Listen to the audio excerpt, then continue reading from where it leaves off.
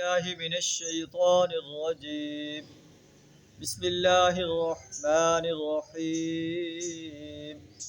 إن هذا القرآن يقص على بني إسرائيل أكثر الذي هم فيه يختلفون وإنه لهدى ورحمة للمؤمنين. إن ربك يقضي بينهم بحكمه وهو العزيز العليم. فتوكل على الله إنك على الحق المبين. صدق اللہ العظیم.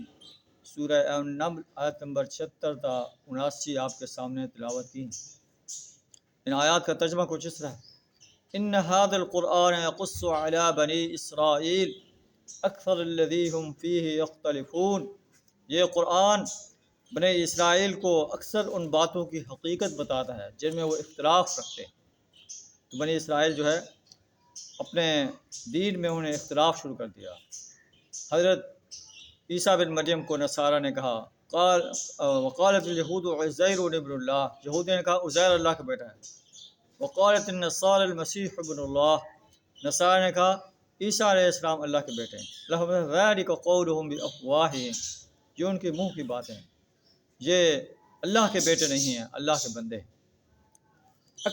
تو اللہ جو ہے بنی اسرائیل کے اختلافات میں اکثر قرآن جو ہے ان باتوں کی حقیقت بتاتا ہے کہ وہ حقیقت میں کیا تھے. وَإِنَّهُ لَهُدًى وَرَحْمَةٌ لِّلْمُؤْمِنِينَ. اور یہ قرآن ہدایت اور رحمت ہے ان انسانوں کے لیے جو ایمان لاتے ہیں. إِنَّ رَبَّكَ يَقْضِي بَيْنَهُمْ بِحُكْمِهِ. بے شک آپ کا رب ان کے درمیان جو ہے اپنے حکم سے فیصلہ کرے گا. یہ قریش مکہ جو نبی صلی اللہ علیہ وسلم کو جھٹلا رہے ہیں، اللہ کی وحدانیت کو، اللہ کے رسول صلی اللہ علیہ وسلم کی رسالت کو، یوم حساب کو جھٹلا رہے ہیں. قرآن کے بارے میں کہتے ہیں کہ یہ قرآن آپ نے خود گھڑ لیا ہے، اللہ ان کے درمیان بھی فیصلہ کرے گا.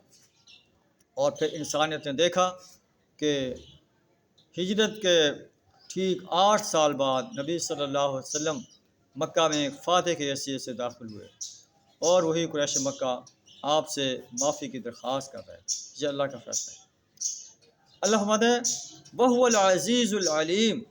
اللہ زبردست ہے، سب کچھ جاننے والا ہے. اللہ جو کچھ کرنا چاہتا ہے کوئی پر نہیں مار سکتا. فَتَوَكَّلْ عَلَى اللَّهِ. اے نبی صلی اللہ علیہ وسلم آپ اللہ پر توکل کیجیے، اللہ کے دین کی دعوت کو بے لاگ انسانیت کے سامنے پیش کریں. إِنَّكَ عَلَى الْحَقِّ الْمُبِينِ. آپ جو ہے واضح حق پر ہیں. إِنَّكَ لَا تُسْمِعُ الْمَوْتَى وَلَا تُسْمِعُ الصُّمَّ الدُّعَاءَ إِذَا وَلَّوْا مُدْبِرِينَ. یہ مردہ انسان ہیں، بہرے انسان ہیں. ان کے جو ہے یہ لاشوں کی حیثیت سے زندہ ہیں اور ان کے جو کان ہیں وہ سننے کے باوجود جو ہے بہرے ہیں کیونکہ وہ حق کی بات کو نہیں سن سکتے. آپ مردہ انسانوں کو سنا نہیں سکتے، نہ بہرے انسانوں کو سنا سکتے ہیں جو پیٹ پھیر کر جو ہے بھاگ جاتے ہیں. وَمَا أَنْتَ بِهَادِ الْعُمْيِ. آپ اندھوں کو راستہ نہیں دکھا سکتے. ان کے پاس آنکھیں تو موجود ہیں لیکن اپنی آنکھوں سے بصارت کا کام نہیں لیتے. ان تسمع الا من یؤمن بآیاتنا فهم مسلمون.